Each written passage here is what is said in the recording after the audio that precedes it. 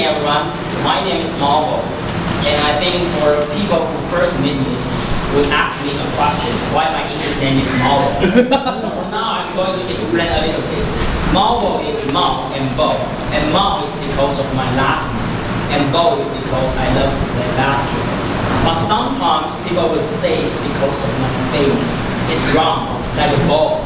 So I combine Mao and Ball into my English name, Maoball. Okay, just like Chris said, I also like to have some DIY tree, do-it-yourself tree. I just Googled it, how to say DIY tree. And this year, I also went to Kyoto on July as my graduation trip. And there, I met several foreigners and then asked me a question. What's the difference between Taiwan and China? And at that time, I don't have much time to explain the difference between Taiwan and China. So after coming back to Taiwan, I searched some information. And then, this is the question. How will you introduce the difference between Taiwan and China? And after my searching, I think I would explain it into the history of language. By explaining the history of language in Taiwan, I can tell the difference between Taiwan and China, rather than just directly introduce it into a party group. This is a timeline, and clearly that is China, this is Taiwan.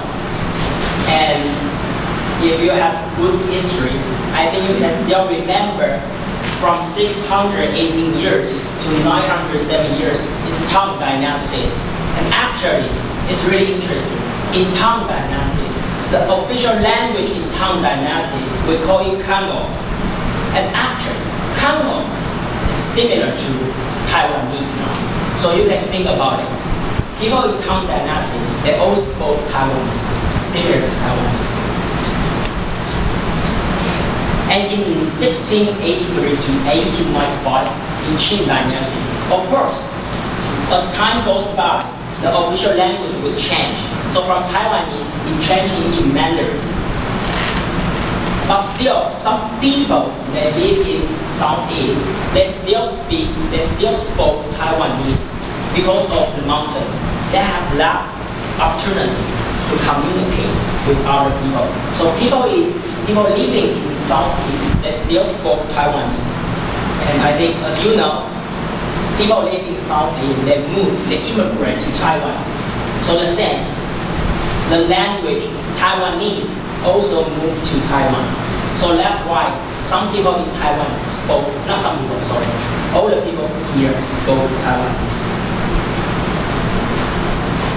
And 1895 to 1945, Japan colonized Taiwan.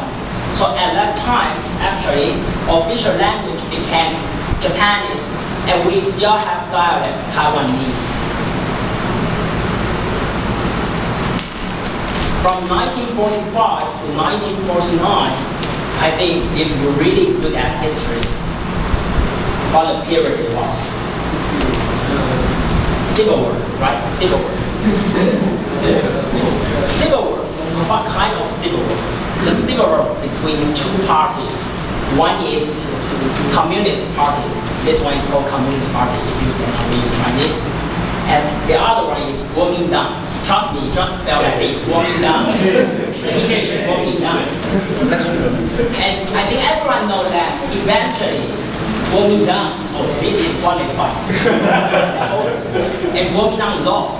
So they came to Taiwan. So that's why they also bring the official language, Mandarin, and still the dialect is still the same, Taiwanese. So that's why Mandarin came to Taiwan. And that, now, as you can see, people in China spoke Mandarin as their official language. And Taiwan, we spoke Mandarin also as our official language. And we also have dialect Taiwanese. But sometimes foreigners may have some questions about the Mandarin we spoke. Taiwanese Mandarin is a little bit different from China's Mandarin. Why? Because Mandarin in Taiwan was a little bit affected by the Taiwanese. So in the literacy, we call Taiwan-style Chinese as Taiwanese Mandarin. So that's the difference between Taiwan people say Taiwan people's Mandarin and China people's Mandarin. And this is the history of our language. So if next time you meet some foreigners, you don't want to explain in like history or in some political way, probably you can introduce the foreigners in language. And at the end, I want to share a story. Actually, whenever Sun Yat-sen, you know Sun Yat-sen, our father, national father, when he built our city, at that time, they had to decide the official language. So, at the end, there are only two languages now, Mandarin and Cantonese. So they had a vote. They vote what kind of language can be their official language. And at the end, the vote was even. Cantonese and Mandarin are more even. And only one person left can vote. And that man is Sun Yat-sen. And he spoke Cantonese. So everyone thought he would vote for Cantonese as their official language. But as you know, in the end, Sun Yat-sen, he voted for the Mandarin.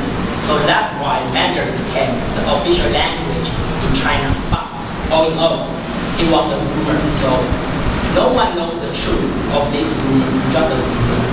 So that's why I'm going to share today. So for me, I will explain the difference between China and Taiwan in the history of language in Taiwan. So how about you?